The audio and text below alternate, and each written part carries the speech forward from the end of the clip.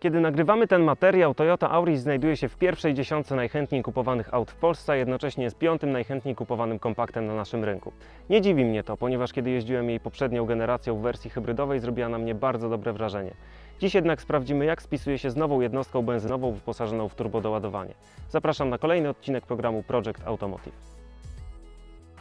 Za udostępnienie auta do testu dziękujemy dealerowi Toyota Bednarscy w Toruniu, znajdującego się przy ulicy Marii Skłodowskiej-Curie 1. Projektanci zmodernizowanego Aurisa zdecydowanie zasługują na pochwałę. Dosyć konserwatywnie wyglądający do tej pory kompakt dzięki zupełnie nowej przedniej części nadwozia, a także nieco mniej rewolucyjnym zmianom z tyłu, zyskał niemal zupełnie nowy wygląd. Całkowicie przeprojektowane reflektory i styl auta to jednak nie wszystko, co Japończycy przygotowali dla swoich klientów, ale więcej o tym za chwilę. Pogoń za normami ekologicznymi trwa w najlepsze. Niestety dopadła ona także Toyotę, która jako jedna z ostatnich wzbraniała się przed użyciem w swoich autach jednostek benzynowych z turbodoładowaniem. Pod maską nowego Aurisa debiutuje jednostka benzynowa o pojemności 1,2 litra, która generuje 116 koni mechanicznych.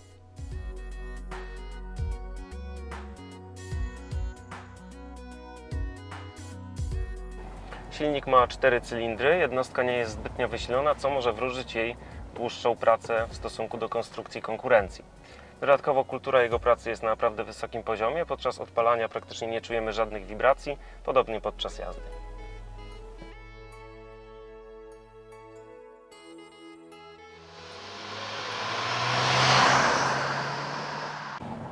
Moc rozwijana jest bardzo równomiernie, turbodziura praktycznie nie występuje.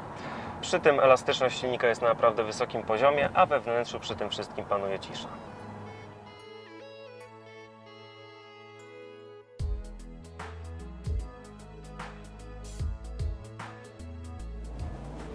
Osiągi naprawdę satysfakcjonujące jak na tego typu auto. Do setki przyspieszamy w 10,1 sekundy. Rozwijamy prędkość maksymalną 190 km na godzinę, a moment obrotowy to 185 Nm. Deklaracje producenta co do spalania są oczywiście nie do osiągnięcia w realnych warunkach. Jednak nam w mieście udało się osiągnąć wynik na poziomie 7 litrów, a spalanie w trasie spadło do około 5,5 litra. Jednak wszystko ma swoją cenę. Omawiana przez nas jednostka silnikowa kosztuje dokładnie 5500 zł więcej od podstawowej 99-konnej. Co więcej, kosztuje ona także więcej od mocniejszej jednostki 1.6 o mocy 132 koni mechanicznych. Przy zakupie warto się więc zastanowić, czy na pewno interesuje nas wersja turbodoładowana. Układ kierowniczy Aurisa jest naprawdę precyzyjny, a sztywność auta połączona z naprawdę dobrym tłumieniem nierówności zachęca do bardziej dynamicznej jazdy. Praca zawieszenia jest cicha i skuteczna. Toyota nie wychyla się znacząco na boki i dodatkowo przyjemne odczucia z jazdy pogłębia bardzo precyzyjnie chodząca skrzynia biegów z krótkim skokiem lewarka. Inżynierowie Toyoty pod tym względem wykonali naprawdę kawał świetnej roboty. Niech świadczy o tym fakt, że na co dzień jeżdżę Fordem Focusem poprzedniej generacji, która słynie z fantastycznego prowadzenia. W Toyocie nie czuję pod tym względem żadnego dyskomfortu czy braków. Świetna robota.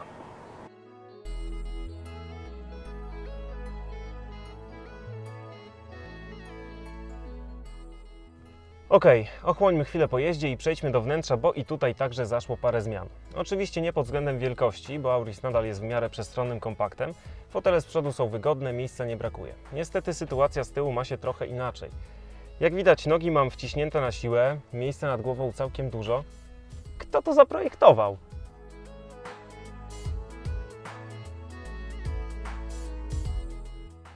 Bagażnik ma pojemność 360 litrów. Wstydu nie ma, ale klasowi konkurenci potrafią wygospodarować trochę więcej przestrzeni. Duży minus związany z tą częścią auta to widoczność do tyłu. Mała szyba skutecznie ją ogranicza. Lifting przyniósł jednak także zmiany w desce rozdzielczej. Zobaczcie z bliska.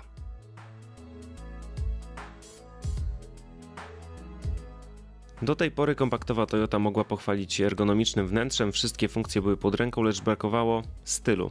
Plastiki oraz całe wykończenie stało na słabym poziomie. Wersja po liftingu zyskała zupełnie nową postać. Plastiki są teraz dobrej jakości, są przyjemne w dotyku i nie zdarza im się nieprzyjemnie skrzypieć. Opcjonalny system multimedialny z 7-calowym ekranem dotykowym jest podobnie jak we wcześniej testowanej przez nas Toyocie Yaris bardzo czytelny, maksymalnie prosty w obsłudze i ergonomiczny. Ikony są duże, wpisywanie informacji przychodzi bardzo łatwo, a do tego w przeciwieństwie do wspomnianego Yarisa system działa płynnie. Jednak wszystkie te cuda techniki w prostej linii prowadzą nas do kasy. Testowana przez nas wersja bez dodatkowych pakietów to wydatek niemal 79 tysięcy złotych. Z jednej strony mamy tu wszystko, z drugiej strony można sporo zaoszczędzić, nie inwestując w nowoczesny silnik i drogie gadżety, których nie używamy w codziennej eksploatacji. Jak mówiłem, nie dziwi mnie pozycja rynkowa Aurisa. To udane auto, które teraz zyskało atrakcyjniejszy wygląd, bardzo udany silnik, wersja hybrydowa jest prawdziwym hitem. Pomyślicie, że skoro auto jest oklejone, a do tego na początku była reklama dealera, to uprawiamy klasyczne lokowanie produktu. Ale mogę Was zapewnić, że tak nie jest, bo Auris to naprawdę udane auto i zaryzykuję stwierdzenie, że to aktualnie mój faworyt w klasie kompaktów.